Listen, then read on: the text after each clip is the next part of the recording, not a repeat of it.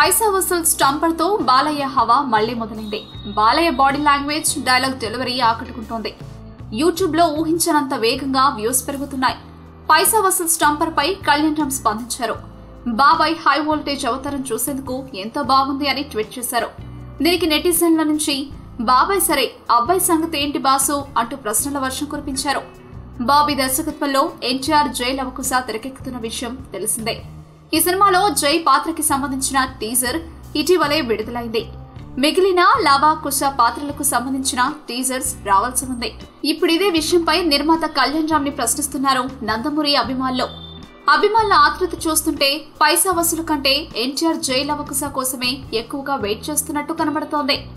ఇక బాలయ్య పైసా వసూల్ సెప్టెంబర్ 1న ప్రేక్షకుల ముందుకు రానుండగా, ఎన్టీఆర్ దసరా కానుకగా సెప్టెంబర్ 27న ప్రేక్షకుల ముందుకు రానున్నాడు.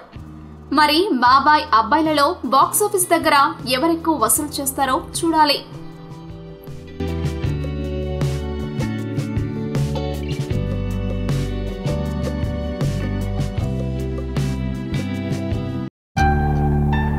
మన ఛానల్ మంచి పేదాలంటే ఏం చేయాలి? ఈశాన్యంలో బరువు తగ్గించాలి సార్. ఈ చేని కాస్త అటేసుకోండి. నేను ఈ మూఢనమ్మకాలు మాయద్వీపాలు నమ్మనయా, క్రియేటివిటీని మాత్రమే నమ్ముతాను. అయితే పెంచుతాను సార్. దేన్ని? క్రియేటివిటీ.